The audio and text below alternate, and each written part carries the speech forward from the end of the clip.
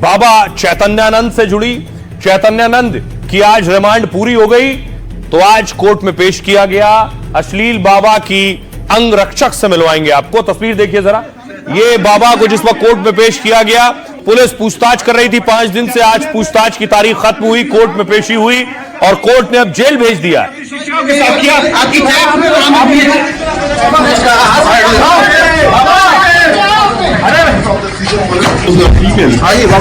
चैतन्यानंद, आपने शिष्यों के साथ ऐसी हरकत की, क्या बोलना चाहेंगे? अपनी शिष्यों के साथ किया।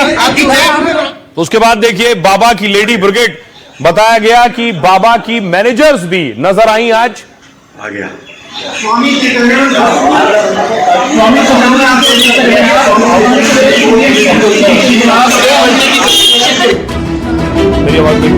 बाबा और उनकी 3 बबलियों के डर्टी गैंग का गंदा गेम पूरी तरह से बेनकाब हो गया है। श्वेता, भावना और काजल, 3 महिलाएं और तीनों सगी बहनें, तीनों को बाबा ने खूब सैलरी दी और विदेश में घुमाया फिराया। बदले में उन तीनों ने बाबा के लिए शिकार किए, लड़कियों पर दबाव बनाया और फिर ऐसे इंतजाम किए कि कोई भी लड़की बाबा की काली करतूतों का कोई सबूत न रख पाए। और अब आपको बताऊं, बाबा की राजदार अब शिकंजे में है और बहुत से खुलासे होंगे। जेल में पहुंच गई हैं। चैतन्यानंद की सबसे बड़ी राजदार और बेहद खास थी 3 बहनें। तीनों बहनें पैसे और रुतबे के चलते बाबा की हर बात मानती थी। ये महिलाएं चैतन्यानंद के साथ कई देशों की यात्रा कर चुकी हैं। चैतन्यानंद हाल ही में यूएई गया था। इनमें से एक बाबा के साथ गई थी। बाबा के कहने पर यह महिलाएं इंस्टीट्यूट में छात्राओं को योग करवाती थी। इन महिलाओं ने व्हाट्सएप पर योग का ग्रुप बनाया और तीनों महिलाएं व्हाट्सएप पर लड़कियों के योग करते हुए फोटो डालती थी और फिर बाबा उन तस्वीरों पर अश्लील कमेंट करता था। कोविड के पहले बाबा के इंस्टीट्यूट में लड़के पढ़ते थे, लेकिन कोविड के बाद बाबा ने केवल लड़कियों को एडमिशन दिया। इसके बाद इन तीनों महिलाओं का रुतबा ज्यादा बढ़ गया। इनमें से एक बहन का बाबा के कमरे में अश्लील फोटो भी मिला है। बाबा तीनों बहनों के साथ अश्लील चैट करता था। तीनों महिला श्वेता, भावना, काजल गिरफ्तार की गई हैं। तीनों दिल्ली की रहने वाली और शादीशुदा हैं। 2011 में श्वेता बाबा से जुड़ी, फिर दोनों बहनों से संपर्क कराया। बाबा ने बारी बारी से तीनों बहनों को अपने यहां नौकरी पर रखा और तीनों बहनों की योग्यता के हिसाब से बाबा उन्हें बहुत तनख्वाह देता था। इस बीच कोर्ट में चैतन्यानंद को 17 अक्टूबर तक जेल भेज दिया है। बाबा ने जेल में कपड़े, दवाइयां और शाकाहारी खाने की मांग भी की है।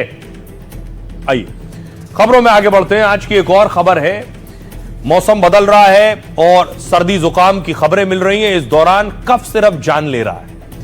कफ सिरप बच्चों की जान ले रहा है और खतरा बढ़ा रहा है, टेंशन भी बढ़ा रहा है। ये मासूम बच्चे हैं जिनकी राजस्थान में मौत हुई। दावा किया गया कि कफ सिरप लिया था।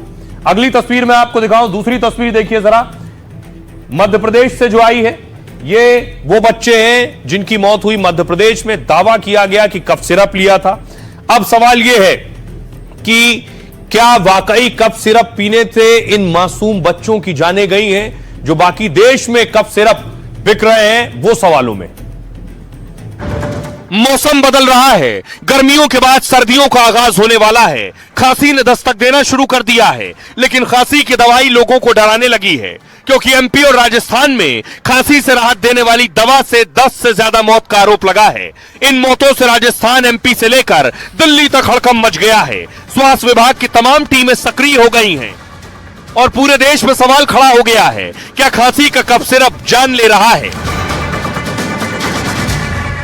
और आइए अब आपको बताऊं कहां कहां से खबरें मिल रही हैं, किन किन राज्यों से। सबसे पहले देखिए मध्य प्रदेश से जो जानकारी मिली है। मध्य प्रदेश में के छिंदवाड़ा में 9 मौतें हुई हैं। क्या ये कफ सिरप से हुई है?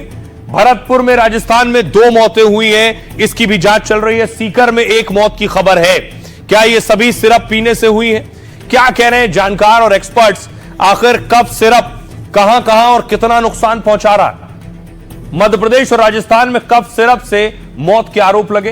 पिछले 20 दिनों में यह मौत का आंकड़ा बढ़कर 12 पहुंच गया। हालांकि मौत की वजह को लेकर अलग अलग आरोप हैं। राजस्थान में हुई 3 बच्चों की मौत किडनी फेल होने से हुई। भरतपुर में बच्चे की तबीयत बिगड़ने से मामला सुर्खियों में। सिरप पीने से तबीयत बिगड़ी तो परिवार ने डॉक्टर से शिकायत की। इस पर डॉक्टर ने खुद सिरप पी ली, अब उन्हें इलाज लेना पड़ रहा। राजस्थान में डेक्स्ट्रोमेथोफोन हाइड्रो ब्रोमाइड सिरप पर रोक लगा दी गई है ताकि बच्चों की मौत क्यों हुई है इसे लेकर जांच की जा सके। दूसरी तरफ मध्य प्रदेश में 24 अगस्त को बच्चों को बुखार की समस्या हुई। 7 सितंबर को पहली मौत दर्ज की गई। कई बच्चे नागपुर रेफर किए गए। जांच में सामने यह आया कि जिन बच्चों की मौत हुई उनकी किडनी खराब थी और इनमें से अधिकतर को कोल्ड्रिफ और नेक्स्ट्रो डीएस कफ सिरप दिया गया था। 9 मौत के बाद सरकार ने 12 सिरप लैब टेस्ट के लिए भेजे और जिनमें 3 सिरप की रिपोर्ट सही आई, इसलिए मौत के आंकड़े की जांच हो रही है।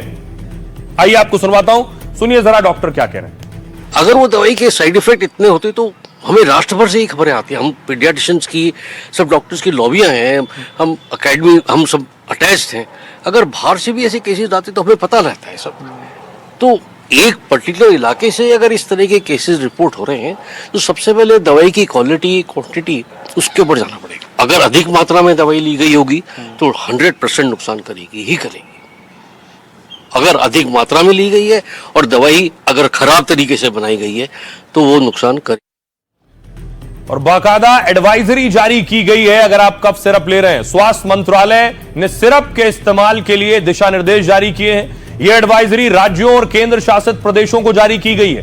कहा गया है ज्यादातर खांसी अपने आप ही ठीक हो जाती है और इसके लिए किसी भी तरह की दवा लेने की जरूरत नहीं होती। सलाह दी गई है कि 2 साल से छोटे बच्चों को सिरप बिल्कुल ना दें। 5 साल से कम उम्र के बच्चों में भी दवाओं का उपयोग आमतौर पर ना करें। बड़ी उम्र के बच्चों को भी खांसी की दवा डॉक्टर की सलाह पर ही दें और सही मात्रा और कम से कम दिनों के लिए ही दवा दी जानी चाहिए और एक साथ कई दवाओं का उपयोग बिल्कुल नहीं किया जाना चाहिए। बच्चों को घरेलू उपचार जैसे भाप, गुनगुना पानी पीने की सलाह दी गई है।